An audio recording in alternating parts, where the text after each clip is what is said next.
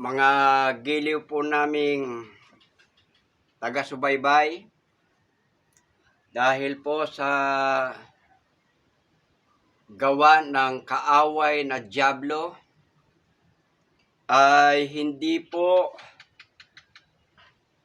natuloy ang pagla-live sa Facebook dahil ang signal po ay mahina. Kaya minarapat po na i-video na lang, abangan po natin o panoorin po natin sa video para hindi po masira ang ating pag-aaral sa salita ng ating Panginoong Diyos. Ang paksa po ng ating pag-aaralan sa hapong ito, araw po ng Martes, petsang January 30, 2024. Ang paksa po natin ay pinamagatang ang gagamitin ng Panginoong Diyos na kanyang uutusan o susuguin sa panahon po ng Laodicea para ihayag ang mga kamalian o mga pakanan itong kaaway na dyablo. Bago po tayo magpapasimula, tayo po ay magsasagawa ng maikling panalangin, mga giliw po naming taga-subaybay. Manalangin po tayo. Panginoon, salamat po ng marami sa pag-iingat niyo sa amin. Ibigay mo po ang karunungan na aming kailangan, lalo na po sa mga sumusubaybay. Maunawaan ang iyong mga salita at magkaroon sila ng pananampalataya, ang pagkakilala sa inyo, Panginoon. At gayon din ipinagtatagubilin ko po ang aking sarili. Sa ganang aking sarili, wala po akong magagawa. Ikaw po ang aking inaasahan na maglalagay ng iyong mga salita sa aking bibig upang maihayag po ang iyong mga katotohanan. Patawad po sa aming mga pagkakasala, Panginoon. Ipagkakalo mo po ang kaligtasan sa amin, ang kapayapaan, at manatili ang aming kaugnayan sa inyo. Sa pangalan po ng aming Panginoong Hesus. Amen. Mga giliw po naming taga-subaybay, para hindi po masira yung ating schedule, ay minarapat ko na i-video at ito ay i-upload sa aking channel sa YouTube, mga giliw po naming katoto. Gaya po ng aking nabanggit kanina, ay ang ikatlong bahagi tungkol sa ating pinag-aaralan na ang kaaway na dyablo ay maigting, lalong nagpupursige sa ating kapanahunan para manlinlang. Ginagamit po niya ang iba't ibang uri para ang tao madaya at mawala ang kanilang karapatan sa paglilingkod sa ating Panginoong Diyos. Kaya aking minarapat na ihayag sa inyo kung sino ang gagamitin o kung paano makikilala ang gagamitin ng Panginoong Diyos sa panahon ng Laodicea o sa panahon natin ngayon o sa panahon ng ikapitong kapanahonan ng Iglesia. Ayon po sa pahayag ng ating Panginoon sa Isaias 41:9, tuloy-tuloy hanggang 10, ganito po ang aking mababasa na inyong maririnig, mga giliw po naming taga-subaybay. Ito po ang pahayag ng Panginoon. Isaias 41:9. Ikaw na aking kinuha mula sa mga dulo ng lupa. at tinawag kita mula sa mga pinakamalayong sulok niyaon, at sinabi sa iyo, ikaw ay aking lingkod, aking pinili ka, at hindi kita itinakwil. Huwag kang matakot sapagkat ako'y kasama mo. Huwag kang mabalisa sapagkat ako'y Diyos mo. Aking palalakasin ka, oo, ikaw ay aking tutulungan. Sino po ang uutusan o gagamitin ng Panginoong Diyos sa ikapitong kapanahunan ng iglesia o sa panahong milenial? Ang pahayag po sa atin, gaya po ng aking binasa, ikaw na aking kinuha mula sa mga dulo ng lupa. Pagka pinag-aralan po natin, ang daigdig ito ay wala tayong maituturong dulo. Ano ang kahulugan nito? Ito ang huling bahagi o huling kapanahunan ng iglesia. Kung ating babasahin ang nakasulat sa dating salin sa wikang Tagalog o Pilipino, ang pahayag sa Isaias 41:9, ikaw na aking hinawakan mula sa mga wakas ng lupa.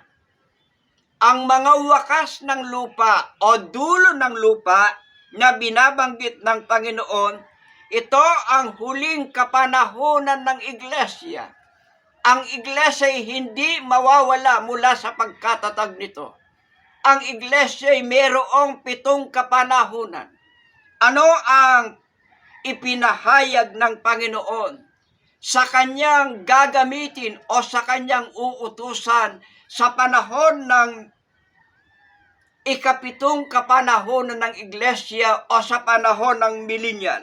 Ang sabi po niya, at tinawag kita mula sa mga pinakamalayong sulok niyaon, at sinabi sa iyo, ikaw ay aking lingkod, aking pinili ka, at hindi kita itinakwil. Ang pahayag ng ating Panginoong Diyos, tinawag kita mula sa mga pinakamalayong sulok. Pagka ating inunawa, ating pinag-aralan ang kataga o ang wikang sulok, pagka ang tao nasa sulok, ibig sabihin, hindi kinikilala sa lipunan. Ito ay kawawa ang kanyang kalagayan. Bakit? Sapagkat nasa sulok siya, hindi siya ini-entertain o kinikilala ng maraming mga tao. Ang taong hindi kinikilala, ang taong kawawa, ito ang gagamitin ng Panginoong Diyos sa ating kapanahunan. Nasa sulok po yan. At sinasabi sa iyo, ikaw ay aking lingkod, aking pinili ka, at hindi kita itinakwil. Napag-aralan po natin sa nakaraan na ang mga pinili ng Panginoong Diyos para gamitin sa kanyang gawain, ang pahayag katulad ng sinabi niya kay Propeta Jeremias, bago kita inanyuan sa bahay bata, ay pinapaging banal kita, pinili kita sa makatwid, hindi pa ipinanganganak. Ang taong gagamitin ng Panginoong Diyos, pinili na, kilala na ng ating Panginoong Diyos. Kaya nga, hindi po makakaiwas ang sino mang taong kanyang naisin na piliin, ang kanyang uutusan para gamitin sa kanyang gawain. Kaya sa ating pag-aaral ngayon, nalaman po natin, ito ay tatawagin mula sa dulo, mula sa mga wakas ng lupa, mula sa wakas ng kapanahunan ng iglesia. ito ay kawawa, ito ay nasa sulok, ito ay hindi kinikilala. Subalit ang pahayag ng Panginoong Diyos, pinili kita. Na sinasabi sa iyo, ikaw ay aking lingkod, aking pinili ka at hindi kita itinakwil. Sa 10, huwag kang matakot sapagkat ako'y kasama mo. Huwag kang mabalisa sapagkat ako'y Diyos mo. Aking palalakasin ka. Oo, aking tutulungan ka. Ano po ang gagawin ng Panginoong Diyos sa kanyang susuguin, sa kanyang pinili para maghayag ng mga salita niya sa panahon ng millennial, sa panahon ng Laodicea? Ang pahayag po ng Panginoong Diyos, palalakasin kita. Bakit palalakasin? Sapagkat ihahayag ng Panginoong Diyos ang kanyang mga lihim sa kanyang mga lingkod na nais niyang utusan. Kaya ang kasama po ng lingkod ng Panginoon, walang iba kundi ang Panginoong Diyos. Kaya gaya po ng aking sinabi sa nakaraan, sa panahong ito, binuksan ng Panginoong Diyos ang kanyang pinatatakan sa kanyang mga aklat o sa mga banal na kasulatan. Ituloy po natin sa 11, ito ho ang nakasulat. Oo, ikaw ay aking aalalayan ng kanang kamay ng aking katwiran. 11, narito silang lahat na nagagalit sa iyo ay mapapahiya at malilito. Silang nakikipaglaban sa iyo ay mawawala ng kabuluhan at mapapahamak. Iyong hahanapin sila na nakikipaglaban sa iyo, ngunit hindi mo sila matatagpuan. Silang nakikipagdigma laban sa iyo ay matutulad sa wala. Sapagkat ako, ang Panginoon mong Diyos, ay humahawak ng iyong kanang kamay. Ako na nagsasabi sa iyo, huwag kang matakot, ikaw ay aking tutulungan. 14, huwag kang matakot, ikaw na uod na Jacob, at kayong mga lalaki ng Israel, aking tutulungan ka, sabi ng Panginoon. Ang iyong manunubos ay ang banal ng Israel. 15, narito, ginawa kitang bagong matalas na kasangkapang panggiik na may mga ngipin. Iyong gigiikin ang mga bundok at dodurogin ang mga iyon. At iyong gagawing parang ipa ang mga burol. Ang paunang salita ng Panginoong Diyos na mangyayari sa ating kapanahunan na ito ay matutupad sa kanyang uutusan, sa kanyang inutusan sa panahon ng ikapitong kapanahunan ng Iglesia.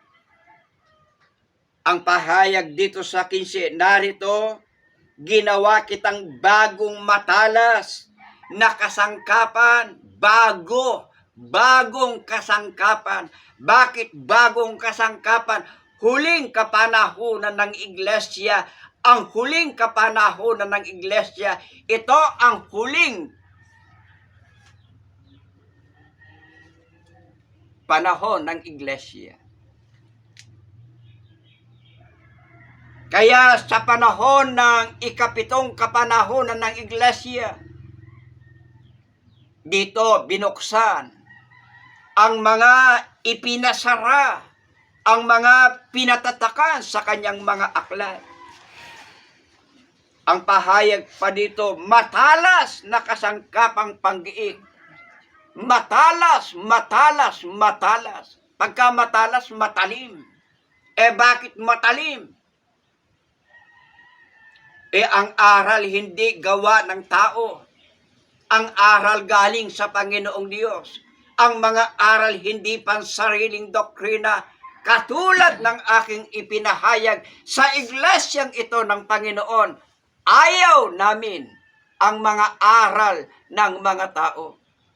Kaya ang gagamitin ng Panginoong Diyos dito, bagong kasangkapan, ang katangian matalas, matalas.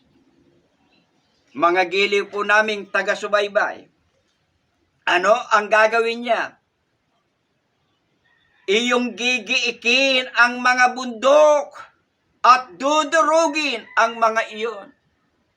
Gigiikin, dudurugin ang mga aral ng mga tao.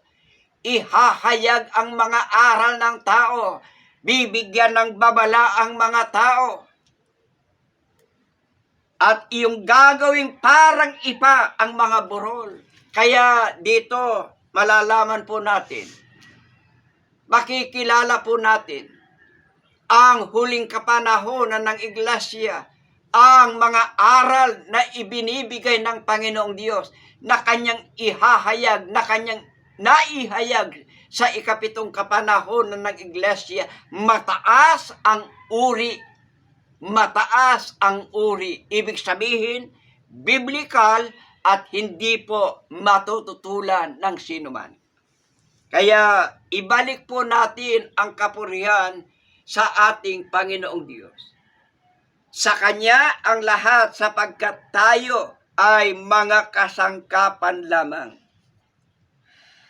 Iyong tatahipan sila at tatangayin ng hangin at pangangalatin ng ipo-ipo at ikaw ay magagalak sa Panginoon at iyong luluwalhatiin ang banal ng Israel.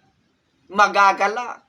Pero nang una, nagdadalawang isip. Anong katunayan?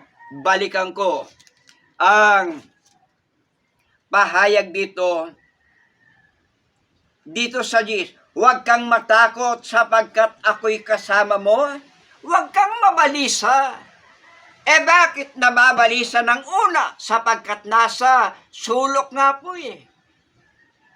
Hindi kinikilala. Subalit, ang sabi ng Panginoong Diyos, huwag kang mabalisa, huwag kang maaburido, huwag kang matakot. Palalakasin kita, tutulungan kita. Paano tutulungan? Ihahayag ang mga lihim, ang mga pinatatakan, ipagkakalob sa Kanya ang pagkaunawa. Mapalad ang mga taong napaanib sa tunay na iglesia.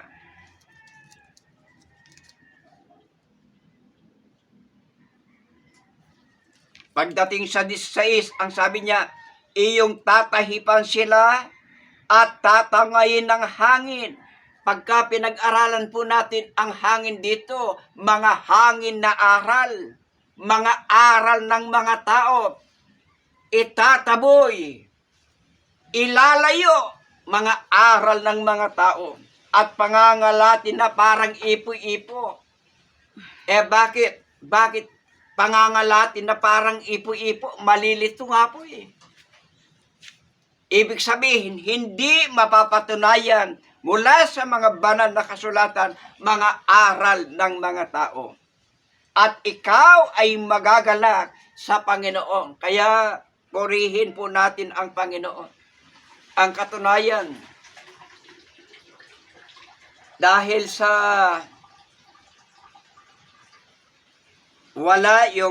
nawalan ng signal, hindi nakapag-live sa Facebook, ang kasama kong nagtrabaho sa construction ay kanyang pinikturan. Ito ay isang sumusubaybay. Hindi pa ho ito tinatawag ng Panginoong Diyos. Ang kanyang pangalan ay Romel Canlas. Pinikturan ang gamit na ginagamit na lamesa, natawa siya.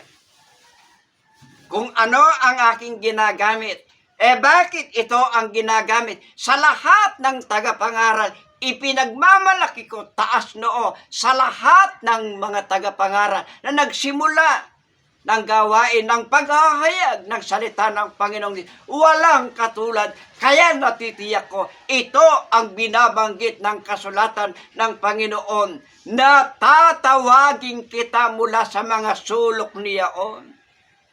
Mula pa sa kasangkapan, puro inimbento.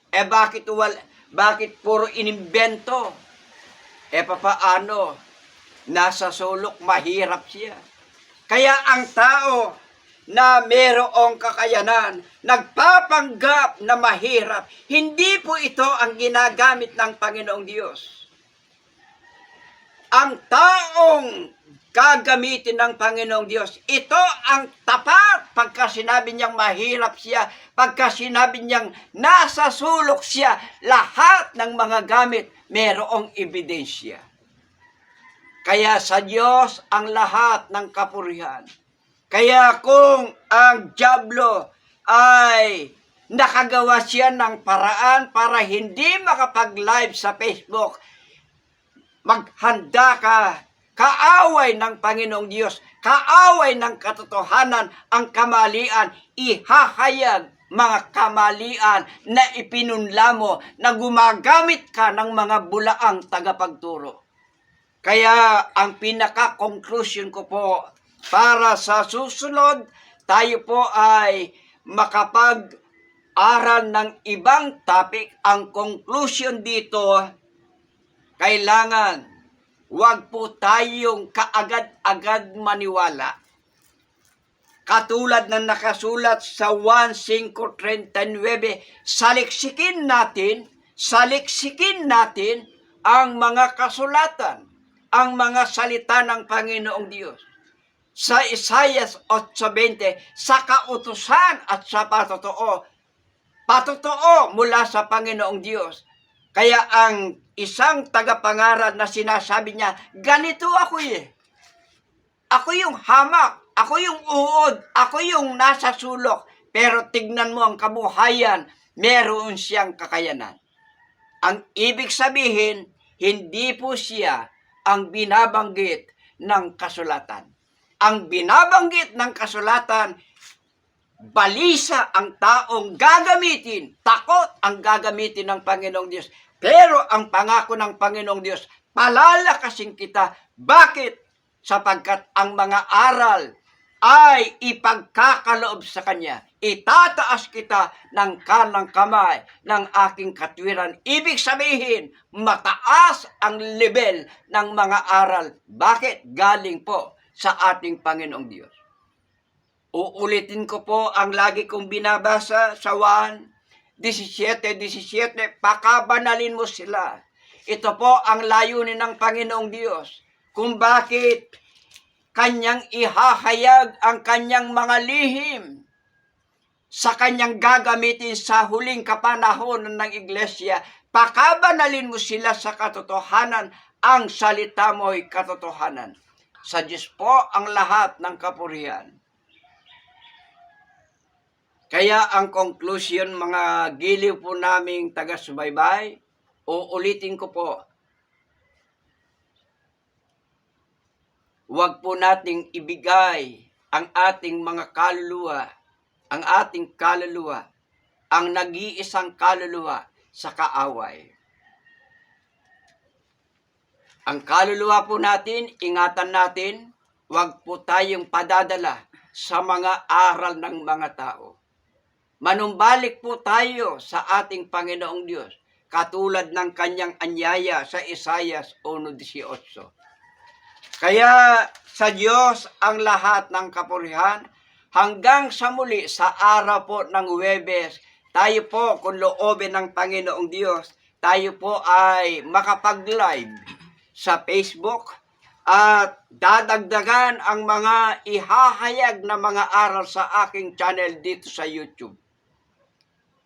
Kaya subaybayan po natin, mag-like po tayo, i-share po natin, at mag-subscribe po tayo. Huwag po nating kalimutan. Tulungan po natin ang gawain ng Panginoong Diyos sa huling kapanahonan ng iglesia. Maikli na lang po ang panahon.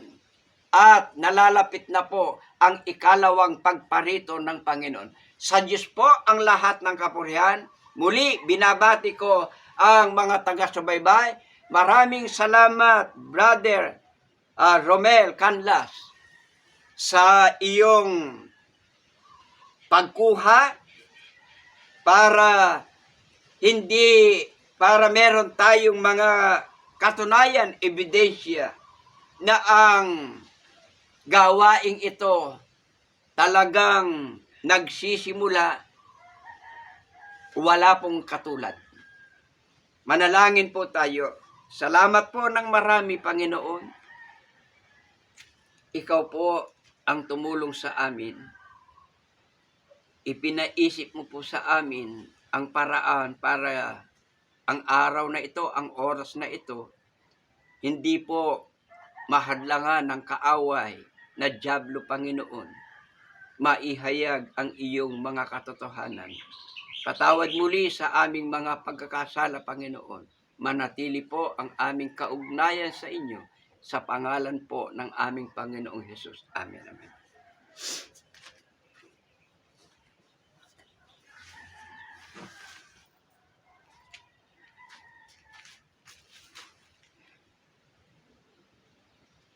Pwede mo na. Halika pa.